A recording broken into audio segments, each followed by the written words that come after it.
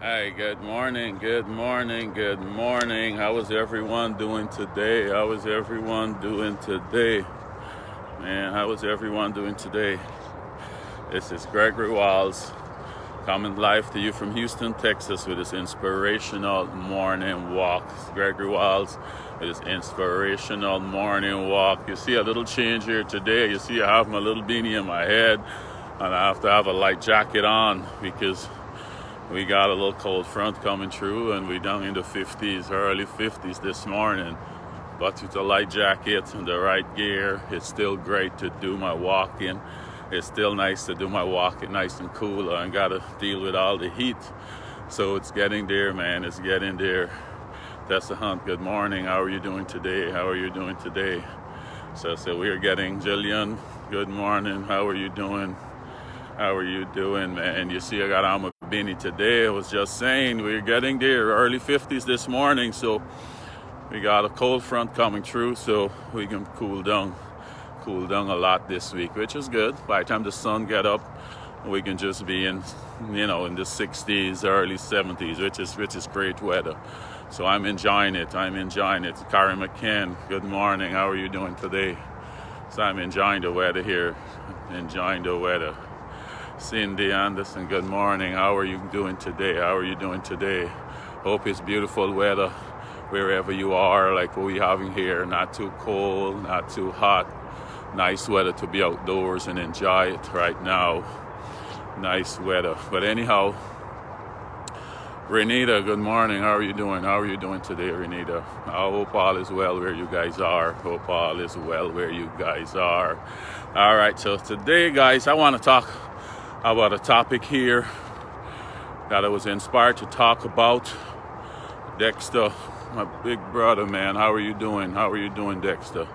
So yes, this topic I want to talk about today is about self-control.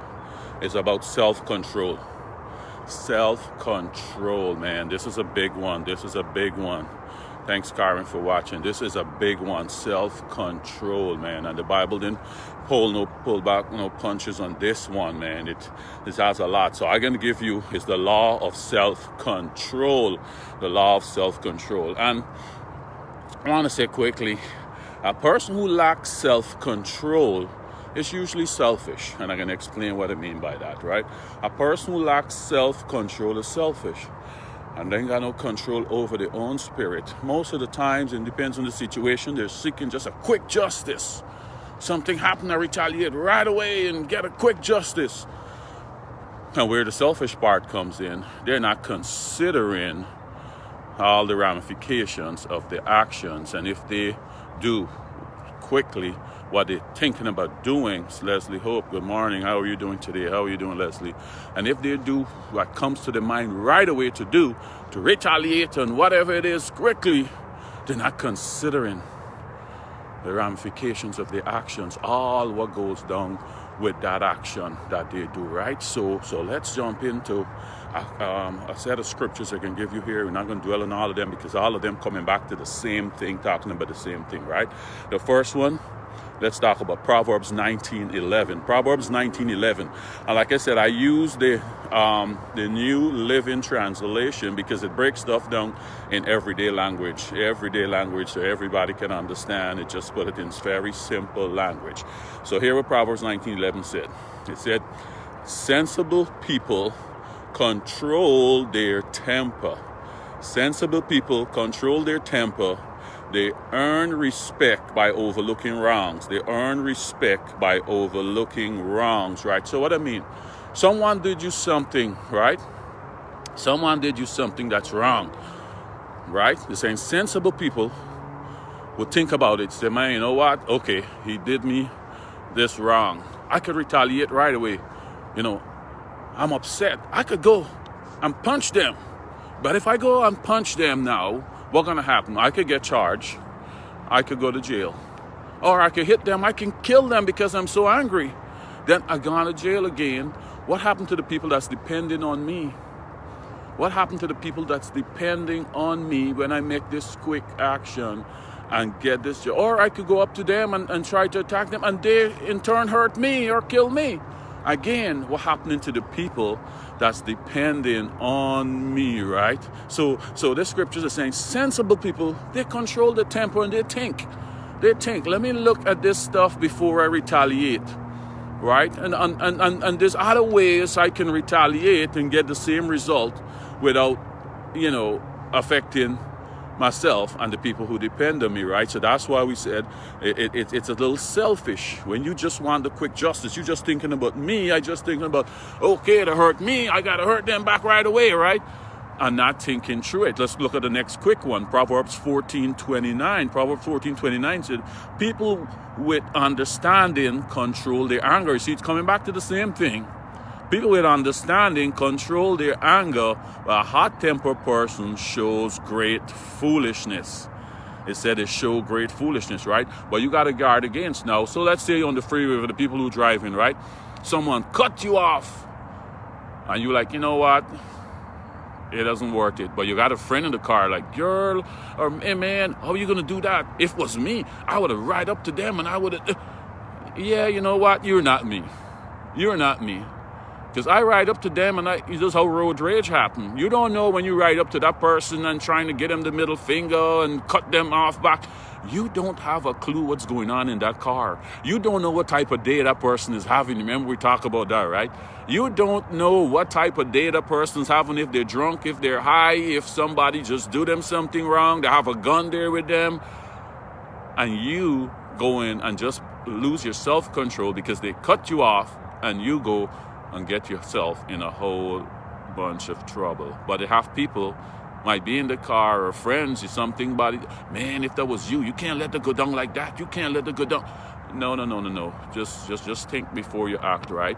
So Proverbs 16:32. Let's go on to the next one. Proverbs 16:32 said, he who is slow to anger is better than the powerful, and he who rules his spirit is better than he who takes a city, right? Back in the days, they're saying, if you slow to anger, you could control your anger.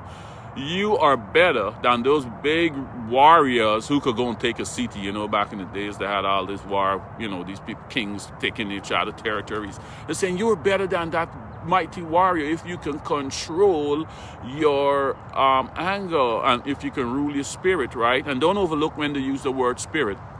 When the Bible used the word, he who rules his spirit. Because remember we talk about who listen often, is a spirit in this body that we have here, right? There's a spirit in this dirt body. So he's saying you got to control that spirit because there can be other spirits out there trying to influence your spirit to do all of these things.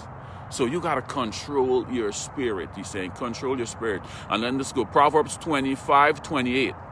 Here what Proverbs 25:28 said, a person without self-control is like a city with broken down walls, right? That's the New Living Translation. But the King James Version said, he who has no rule over his own spirit. You see the word used again there. He who has no rule over his own spirit is like a city broken down without any walls. So what this means, just imagine saying a city that's broken down without any walls. So just imagine your house is like your city. You don't have no walls around the house. You're just living on that base. The wind blow, anything comes in, the dust, the dirt, paper flying around, tree leaves, everything just coming into your city. Saying if you lack self-control, you like that because anything could influence you to do anything. The spirit of jealousy could jump on you and you act jealous. Someone, you get a thought to do something crazy. You just acting and doing it right away. Your city broken down. You have no control to stop anything from coming in. Just like your house, if anything blowing,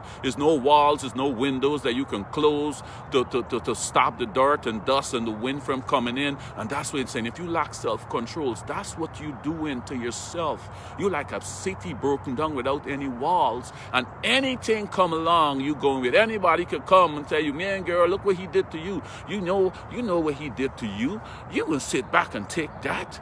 You're at the office, someone, you married, somebody else married, and girl, you know what your husband doing to you, man. Look this, and they encouraging you to go and do some foolishness. But you have to think about it now. If I go and do this, I got a family, this person got a family. If I go and do something crazy, look how much people are being hurt in the process, right? Look how much people are being hurt in the process. That's why you said you got to have the self-control. Think before you act, right? Look how much people are going to be hurt in the process you listening to someone else. So he's saying, if you don't have the self-control, you're like a city broken down without any walls. You are going to get in so much of trouble because any negative thing coming along, negative, positive, whatever it is, you ain't filtering out nothing. You just jumping and acting as people tell you to do things. Any thought come to your head, you're just running and doing it. Your city has no walls to filter anything out, to keep anything out. So that's what Proverbs 5:28 is saying, right? And here was 2 Timothy 1:7 saying. Here is 2 Timothy 1 saying. He said, for the Spirit God give us does not make us timid, but gives us power, love, and self-discipline. So he's saying, I didn't give you a timid spirit.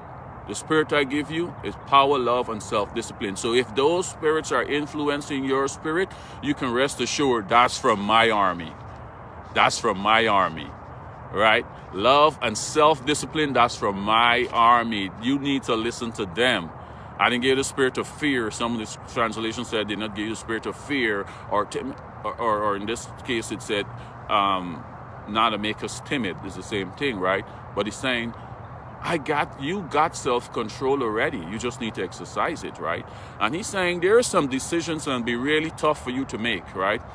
Not the ones that are generally wrong. We know those are wrong. We just need to think and then calm ourselves down and we can make the right decision. But he said there might be some decisions that you're not sure how to go along the line with making these decisions, both looking right and you don't know which one is right. So he's saying here how you need to handle that. Now I can give you the protocol how to handle that. And check Philippians 4:6 and 7. He said this is how you handle it. He said, be anxious for nothing. So be anxious for nothing. Don't get excited. Don't rush and don't be anxious for nothing. But he said, but in everything, by prayer and supplication, with thanksgiving, let your requests be made known to God. He said, bring your requests to me. The decision that you're pondering over right now, and you're not sure which way to go, both ways looking right, you're not sure. He said, just bring it to me. He said, bring it to me. And here what verse 7 said. He said, and the peace of God, which surpasses all understanding, the peace of God surpasses all understanding. I mean, he knows what the right decision to make. The peace of God, which surpasses all understanding, will guard your hearts and minds through Christ Jesus. He's saying, if you're not sure the decisions to make right now, you got some decisions to make. How should I respond to this situation that happened to me? This person did this to me. This is what's going on in my life right now with my job, with my marriage, with my family. I'm not sure which way to go with this. He said, you just bring it to me. You say, you bring it to me, and I'm going to help you, right? He said, for the peace of God which surpasses all understanding. He understands everything. And he said, you bring it to me, and you rest assured, I'm going to give you the right answer. I'm going to guard your heart and your minds. The decisions I can give you to make is to guard your heart and your minds, and you can make the best possible decision, guys. So self-control, that stuff that something bugging you right now today. And I hope this gets to the people who really need to hear it. Maybe if you guys know anyone struggling with this self-control and controlling the temper, send this to them. At least you give them the information. Let them make the decision. Maybe they never hear it in this way, hear all these scriptures together like this, and it might help them, save themselves and change from that, right? But we have to control our temper. We have to have self-control. And don't let any situation just react right away. Think before we make those situations, right? Before we think about retaliating, right? It's selfish if you can just retaliate or do something. The first thing come to mind, somebody influencing you to do something and you just jump and do it. It's selfish because you're not thinking about the people. Other people might be involved in the decisions you make. And like I said, you might be the breadwinner for your family and you're going to do something crazy. And think about the people that depend on you. Think about your kids. Think about the shame where you might put your kids through, your wife through, your mother through, your sister through, your brother. Because we might say, oh, it's my life, I can do it. And that's what the little voices come and tell you, right? That's what the other little spirit, we say, control your spirit. Because they're going to have the little voice coming and tell you, man, this is your life. You only live once. You got to, you got to enjoy. Yeah. I only live once. That's why I got to do it right. That's why it's not only my life. People attached to my life. There's a lot of other people attached to your life. So he's saying exercise self-control and you're going to be okay. You're going to be okay. Think through those situations. And the big ones that you're not sure about making, where both look like it could be right, it could be wrong, you're not sure. He said, just bring them to me. Bring them to me and I'm going to help you to make the right decision, guys. So guys, have a great day. Ms. Lurleen Belgrave, thank you. Abiola Bramble, thank you guys, and David Parrish, thank you guys for listening. And let this be on your mind as you go about today. Think about these scriptures. You can listen back this over again, write them down and look at them and see, right guys? Let's exercise self-control as we go forward today and the rest of this week, guys. Have a great day, and we will talk again on Friday. Have a great day, guys. Okay, bye.